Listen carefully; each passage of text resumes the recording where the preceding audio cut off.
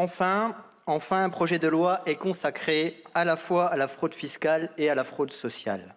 Enfin, ce phénomène massif, véritable atteinte au pacte républicain, est discuté dans notre hémicycle. Car la fraude fiscale et la fraude sociale constituent des sujets très concrets pour les Français. Ils y voient un sentiment d'injustice profond qui fragilise l'acceptabilité de l'impôt et le financement des services publics.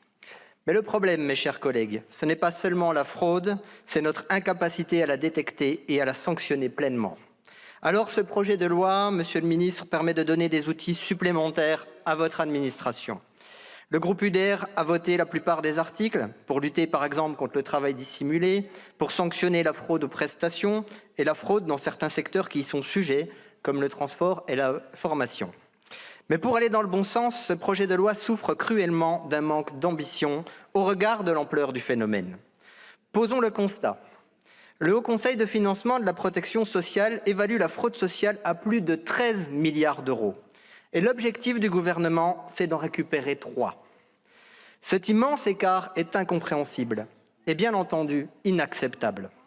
Si l'État accepte implicitement de ne traiter que 20% de la fraude, le manque d'ambition confine à l'impuissance assumée. L'exemple des cartes vitales en trop n'est toujours pas traité.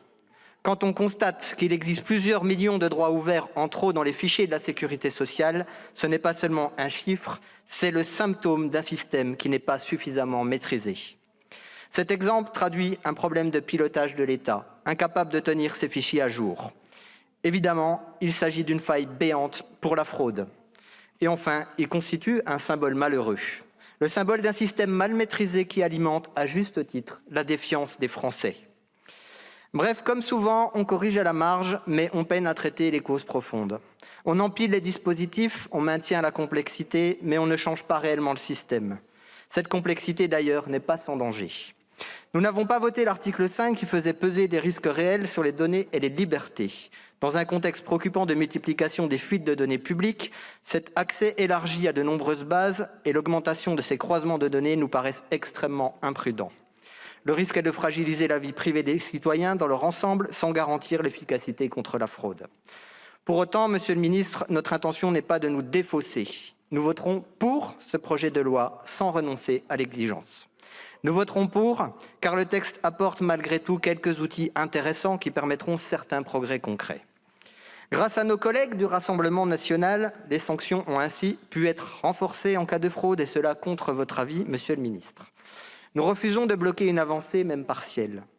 Mais ce soutien demeure lucide et exigeant. Ce texte ne peut être qu'une étape et en aucun cas une fin en soi. N'allez surtout pas penser, Monsieur le Ministre, que ce vote en faveur du texte traduit une quelconque satisfaction. Nous n'y voyons qu'un point de départ. Avec nos alliés du Rassemblement national, nous comptons bien reprendre ce travail lorsque les Français nous auront donné ici une majorité. Derrière ce vote commun avec le bloc central, il y a évidemment des visions profondément différentes. Comme d'habitude, la Macronie se réfugie dans la technique pour éviter de poser les choix politiques. Or, la fraude n'est pas un sujet technique, c'est un sujet profondément politique, un sujet d'autorité de l'État, un sujet de justice pour les Français. Et un sujet politique doit se traduire concrètement par des choix clairs, par des outils efficaces. Sans une volonté politique forte, les techniques restent des outils sans portée et sans outils réellement efficaces. La volonté politique reste un discours. La lutte contre la fraude exige les deux. C'est à cette condition que nous pourrons restaurer la confiance des Français.